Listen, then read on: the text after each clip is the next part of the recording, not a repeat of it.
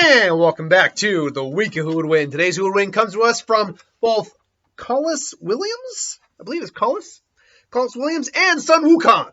You asked the question, who would win in a fight? Asta, the main protagonist from Black Clover, versus Merlin from the Seven Deadly Sins anime. Now, interesting matchup between these guys. One of them is basically using anti-magic, an ability to negate magic, which we'll talk about a little bit. And one is basically using what's the best way to put it?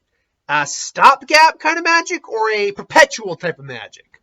So with Asta, he's the main lead of Black Clover, in a world that magic exists in. He was born without magic. He's basically, the odd man out. Like how Rock Lee could not use chakra. Oh crud! I'm trying to think of a couple other examples. Aaron Sword character here who can't use a thing everyone else can use in their anime there.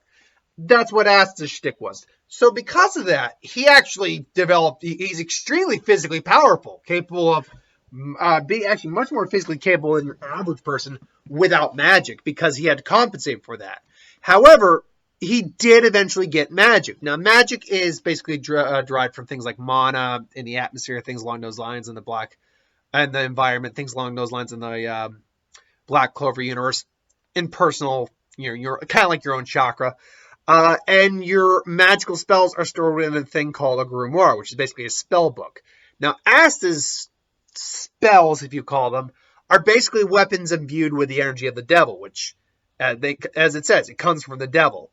I believe, how does the saying go in Black Clover? The fourth clover is where God's touch exists, but the fifth is where the devil's comes from.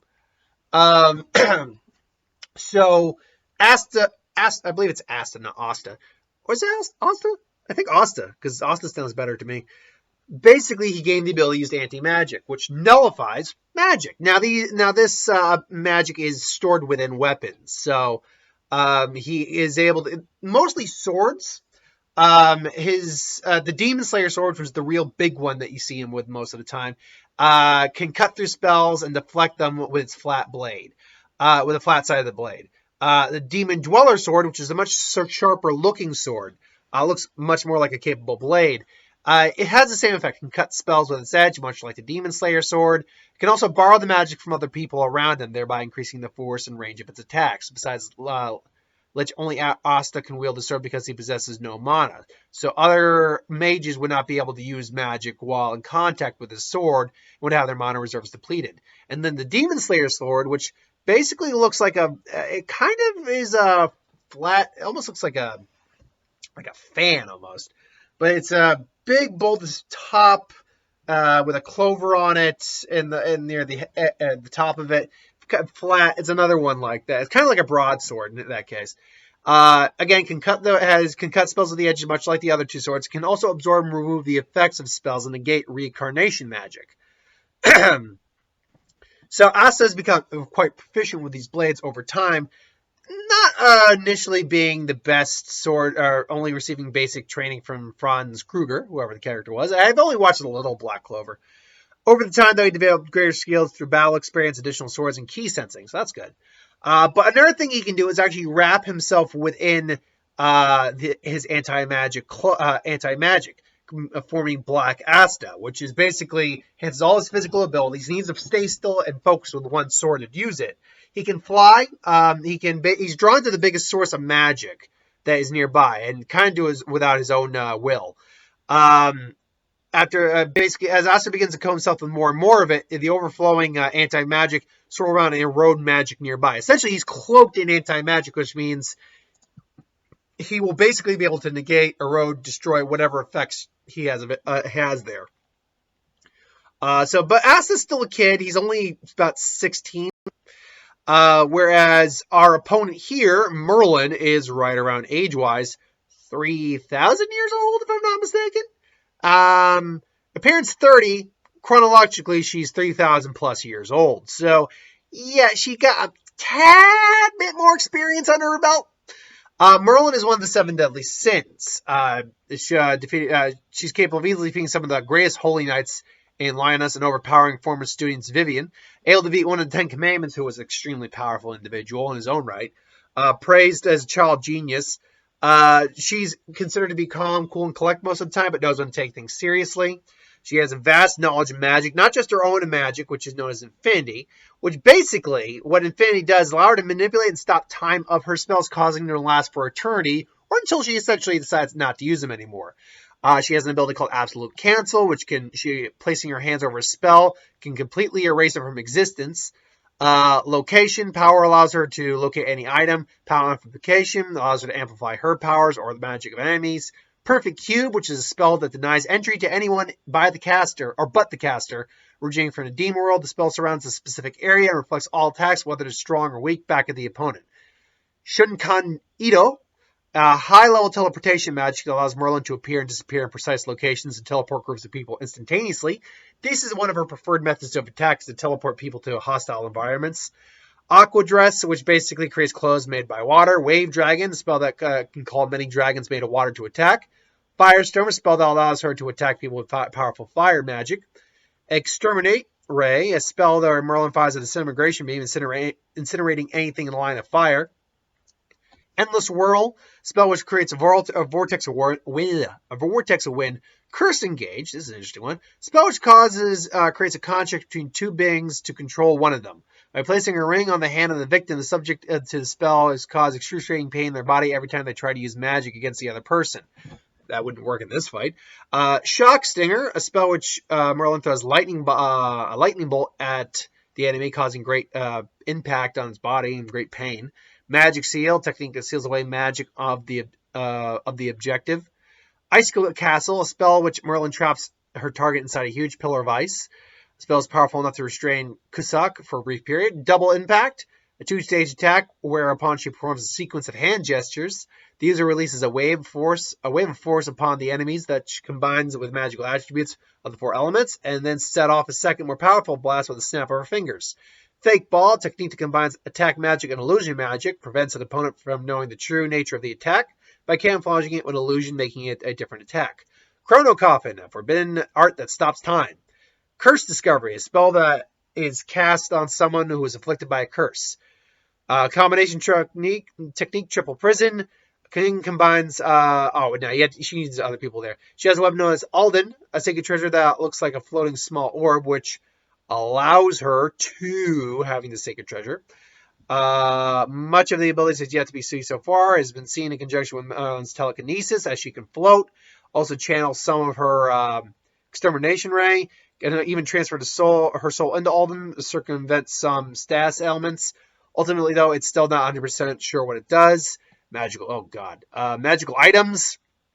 The Needle of Humification, a syringe capable of giving a human body to any non-human creature. Interesting. Cure Angel, a demonic caterpillar-like creature that is used for healing. A Heat Fork, a large wooden fork to heat things up. Minimum tablets. Based on the spore release, minimum tablets capable of shrinking the size of a consumer. Peace Amulet, an amulet that holds the wielder's negative emotions. Bite-sized piece of various monsters and meats. Monster block. Absolute Defecation Candy, a powerful laxative. Okay then. Incantation Orbs, activate the spell upon destruction. Stone August Amber, stone that seals lesser demonic beings with specific radius. Balor Power Eyes, named after one demon god Balor, the eye grants the ability of viewing other characters' fighting prowess in forms of numerical values, with a split into three categories: power, strength, and spirit. That'd actually be pretty interesting. She could at le'ast gauge. She would definitely be able to gauge Asta before the fight actually began. So she's very powerful. In fact, her ability Infinity is known kind of as a cheat in her world. So yeah. Sorry, stupid update. So the question though is, first off, can we say magic clearly works in two different?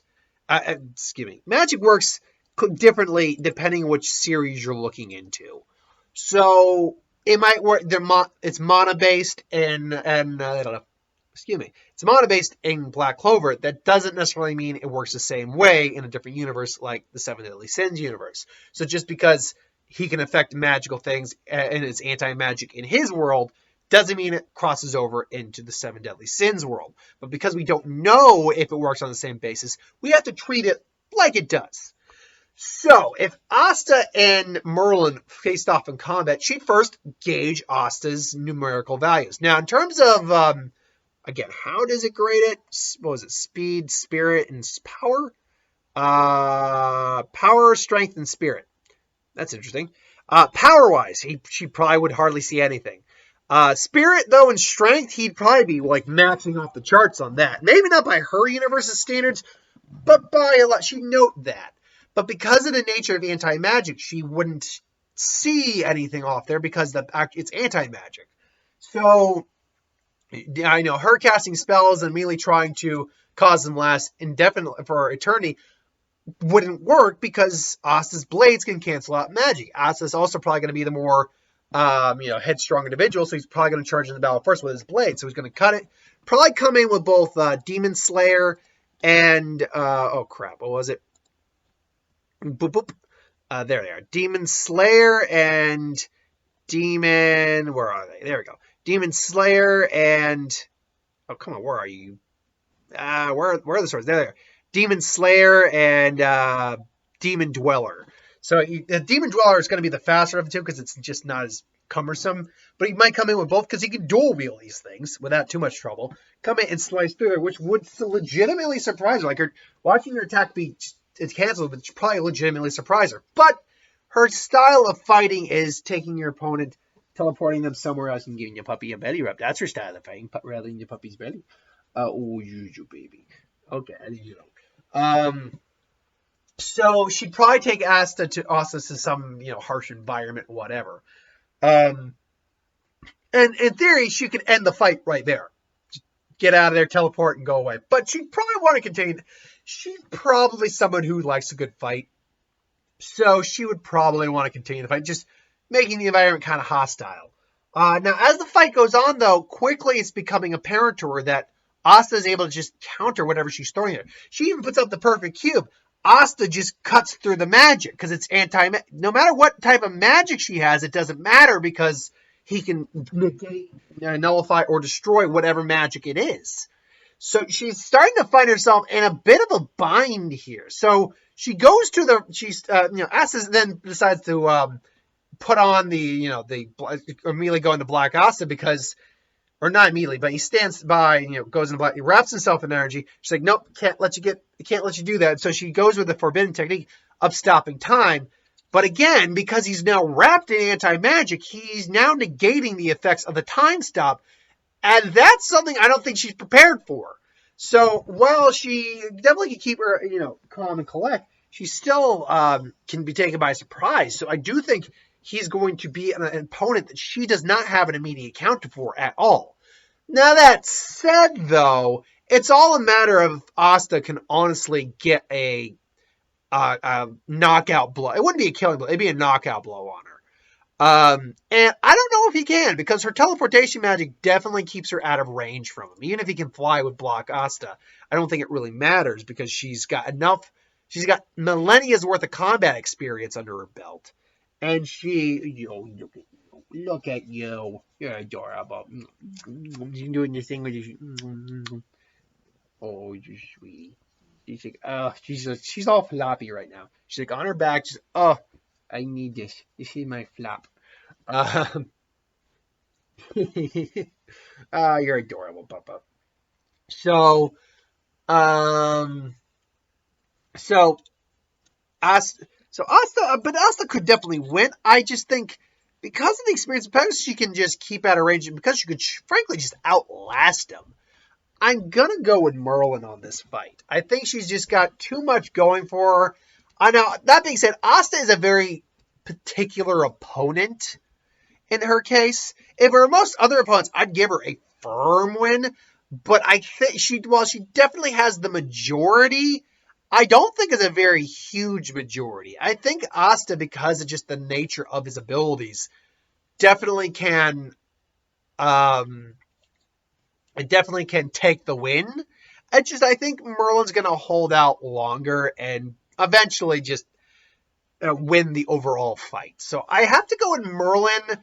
Again, experience, versatility, and style of fighting. Ultimately, I think triumph over Asta in this version. However, I think Asta does stand a good shot at taking a solid chunk of the wins. I think she gets the majority, though. But what do you think? You think it's Asta or you think it's Merlin? Put in the comments below, let me know. But thanks for watching. I hope you enjoyed. Like, comment, share, subscribe. As always, want us to review something, put in the comments below. Let us know. We'll get to a review of it at some point. Thanks for watching, though. I hope you enjoyed. Tomorrow will be the what if, who would win, death battle prediction, and the first ever death battle reaction on Clockwork Highlander. Keep your eyes out for that.